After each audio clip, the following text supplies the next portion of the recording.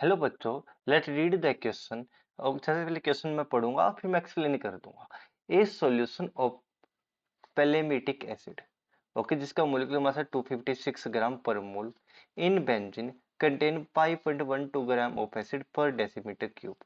When the solution is dropped on a water surface, the benzene evaporate and the pelematic acid form the monomolecular film on the solid type.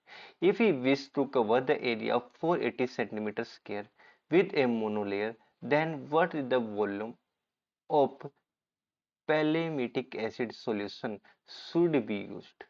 The area covered by one pelematic acid molecule may be taken as 0.2 nanometer square.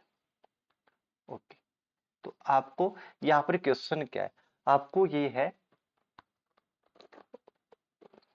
Okay, आपको यहाँ पर क्या given है?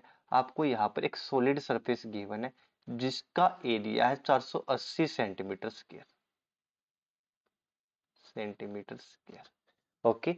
और जो कि आपका adsorb हो रहा है, इसके ऊपर आपकी एडजॉर्ब हो रही है पेलेमेटिक एसिड, एक एसिड एडजॉर्ब हो रहा है, ओके। और एसिड का सरफेस एरिया, एसिड के एक मॉलिक्यूल का ये मोनोलेयर बनाना, मोनोलेयर यानी एक सिंगल लेयर, इसके ऊपर दोबारा से मॉलिक्यूल एडजॉर्ब नहीं होगा, मतलब एक ही बार मॉलिक्यूल एडजॉर्ब होगा सरफेस के ऊपर।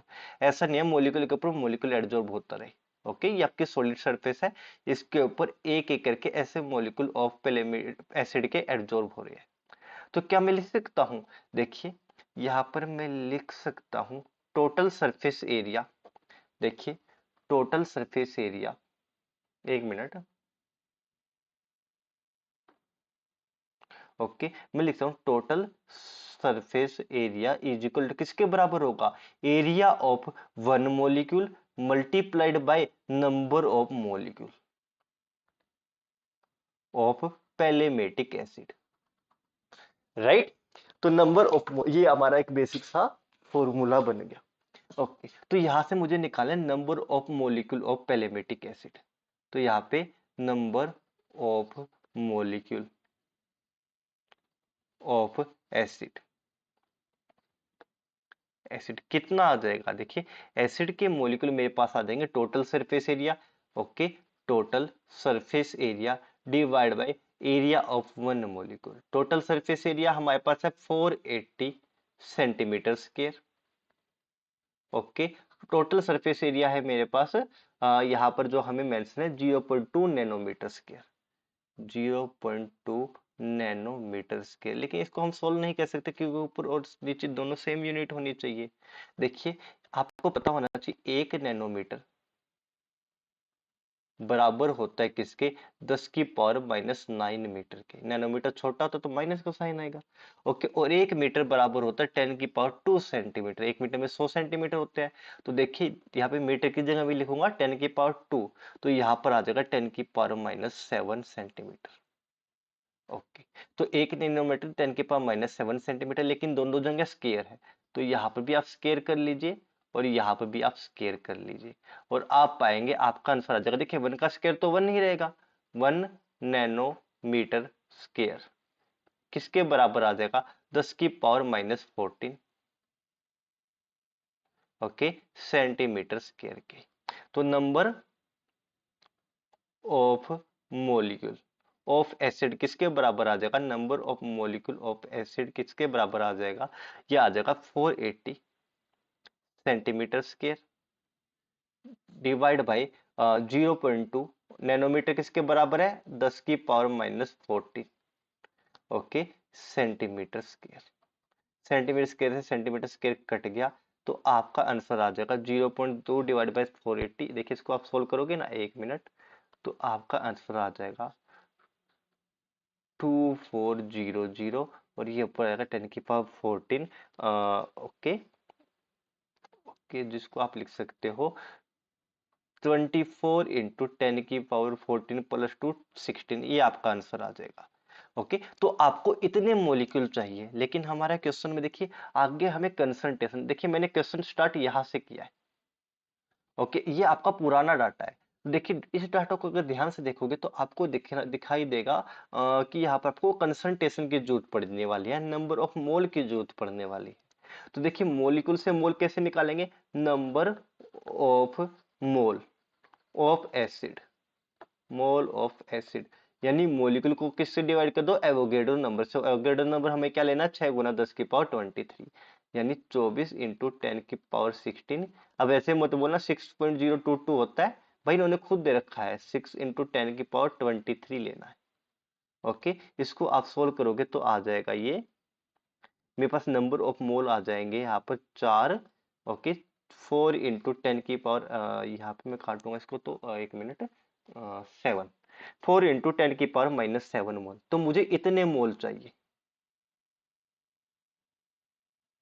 ओके, अब मैं क्वेश्चन को दोबारा पढ़ता हूँ। क्वेश्चन में क्या लिखा है कि आपका एक सरफेस है जिसकी वॉल्यूम है 480, और इसको हम कवर कर सकते हैं पेलेमेटिक एसिड से। ओके, पेलेमेटिक एसिड हमने डायरेक्ट नहीं लिया, हमने एक पेलेमेटिक एसिड का सॉल्यूशन लिया है, जिसके अंदर एक तो पेलेमेटिक एसिड है और दूसरा बेंजोइक एसिड है। मैं इसके ऊपर इसको डाल लूंगा ना, पेलेमेटिक एसिड है, पेलेमेटिक एसिड और बेंजोइक एसिड, तो जाएंगे दोनों, लेकिन बेंजोइक एसिड इसने लिख रखा वोलेटाइल है, ये वेपोराइज कर जाएगा। ओके, ये वेपोराइज हो जाएगा, तो फाइनली आपके पास ओनली बेंजोइक एसिड बनेगा, सॉरी पेलीमेटिक एसिड बनेगा, बेंजोइक एसिड तो वेपोराइज हो जाएगा। मैंने कहा ठीक है। तो ओके, तो आपको ये पूरा सॉल्यूशन गिवन है और आपको इस सॉल्यूशन की वॉल्यूम निकालनी है। वॉल्यूम निकालने कितनी लेनी पड़ेगी, ताकि मेरे पास 4 गुना 10 की पावर -7 मोल ऑफ एसिड आ जाए। तो हमें पता है, ओके, तो हमें यहाँ पर क्या गिवन है, the solution of palmitic acid जिस is benzene contain 5.21 gram of acid. Okay, तो यहाँ पर आपका जो सॉल्यूशन है वो क्या है, 5.12 ग्राम एसिड है हमारा, पेलेमेटिक एसिड, इन 1 लीटर, इन 1 लीटर बोलिए 1 डेसीमीटर क्यूब बोलिए, दोनों से 1 डेसीमीटर क्यूब सॉल्यूशन। लेकिन मुझे ग्राम में नहीं, मुझे मोल में निकालना है, तो मोलिकुलर मास से डिवाइड कर दो वेट्स के। देखिए यहाँ पे आएगा 256, ओके, ग्राम मोल इनवर्स, ग्राम पर मोल। तो देखिए यहाँ से आपको मिल जाएगी मोलैरिटी ऑफ सॉल्यूशन। तो देखिए मोलैरिटी ऑफ सॉल्यूशन कितनी है आपकी, 5.12 डिवाइड बाई 256, गुना 1 तो 256 आ जाएगा, ग्राम से देखिए ग्राम कट गया है, मोल पर डेसीमीटर क्यूब। ओके, आ गया मोलैरिटी। ओके, और हमें पता है मोलैरिटी गुना volume is equal to number of mole. Volume किस मान से, लीटर बोलिए, डेसीमीटर क्यूब बोलिए, तो वॉल्यूम ऑफ सॉल्यूशन आ जाएगी number of mole by molarity. Number of mole कितना, 4 गुना 10 की पावर -7, और मोलैरिटी हमने अभी निकाली है, ओके, एक सेकेंड, 5.12 डिवाइड बाई 256, 256 ऊपर जाके मल्टीप्लाई में हो जाएगा। ओके, तो इसको आप सोल्व करोगे तो आ जाएगा 550, 50 को 4 से मल्टीप्लाई करोगे तो वॉल्यूम हमारे पास आ जाएगी 200 इंटू 10 की पावर -7, जिसको मैं ऐसे भी लिख सकता हूँ। ओके, 1 मिनट, इसको आप सोल्व करोगे तो ये आ जाएगा 2 इंटू 10 की power -5। Okay, it decimetre cube, volume की यूनिट क्या थी, डेसीमीटर क्यूब बोलिए, लीटर बोलिए, ये आपका आंसर आ गया। लेकिन भाई एक छोटी सी प्रॉब्लम अभी भी है, अभी भी हमें आंसर किस में निकालना है, अभी भी हमें आंसर किस में निकालना है, हमें आंसर निकालना है अपना, ओके, हमें आंसर निकालना है किसमें, यहाँ पे लिख रखा था, 1 मिनट, मिलीमीटर क्यूब में। ओके, तो आपको पता होना चाहिए 1 मीटर के अंदर 10 की पावर -1 डेसीमीटर होते हैं। ओके, और मिलीमीटर कितने होते हैं, 10 की पावर -3 मिलीमीटर होते हैं। Okay, millimetre. ओके, तो मैं लिख सकता हूँ, देखिए मैं यहाँ पे लिख दूँ 1 decimetre, decimetre is equal to 10 की पावर -2 मिलीमीटर। लेकिन मुझे क्यूब निकालना है, तो मैं इस तरफ भी क्यूब ले लेता हूँ और इस तरफ भी क्यूब ले लेता हूँ, तो मेरे पास आएगा 1 decimetre cube is equal to 10 की पावर माइनस 2 दूनी 4 दूनी 6, 10 की power -6 millimetre cube, right. Okay, एक छोटी सी मिस्टेक जो मैंने कर दी थी वो थी ये। ओके, 1 मिनट, यहाँ पे 10⁻⁻5 नहीं आएगा, इसको आप सोल्व करोगे तो 10⁻⁻7 आएगा, राइट। जल्दी से मैंने ये लिख दिया था। कैसे, देखिए 50 को 4 से मल्टीप्लाई करके 200 गुना 10⁻⁻7 आएगा, ये आपका राइट। अभी भी गलत है, 200 इंटू 10⁻⁻7 ये आपका आंसर आ जाएगा। तो 1 मिनट, यस यस ये आंसर आएगा आपका। Calculation mistake little, don't worry. Okay, अब देखिए हमें निकालना है मिलीमीटर में, तो मैंने निकाला 1 डेसीमीटर क्यूब होता है 10⁻⁻6 मिलीमीटर क्यूब। तो वॉल्यूम को आप कैसा लिख सकते हो, 200 इंटू 10⁻⁻7, और 1 डेसीमीटर क्यूब की जगह आप लिख सकते हो 10⁻, ओके सॉरी यहाँ पे प्लस था और यहाँ पे प्लस था, ये दोनों यहाँ पे प्लस था, ओके, और यहाँ पे प्लस था, ओके।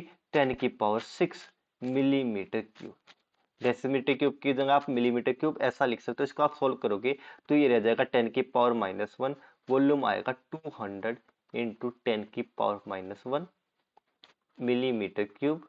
ये आपका फाइनल आंसर आ जाएगा, चाहे तो आप इसको ऐसा भी लिखिए 20 मिलीमीटर क्यूब, ओके। आपका final answer is 20 millimetre cube. आपका यही पूछा गया, वॉल्यूम एम कितना लेना पड़ेगा। शॉर्ट में रिपीट करता हूं आपको, देखिए सबसे पहले सरफेस एरिया गिवन है 480 सेंटीमीटर क्यूब, और एक एक एसिड की सरफेस एरिया भी गिवन है, वो है 0.2। तो सबसे पहले आप निकालेंगे मोल कितने हैं, ओके। मोल कितने हैं हमारे पेलेमेटिक एसिड के, उससे आप सॉल्यूशन की वॉल्यूम निकाल लोगे, जो कि आपकी आ गए 20 millimetre cube. Hope you understand well, happy learning and good bye.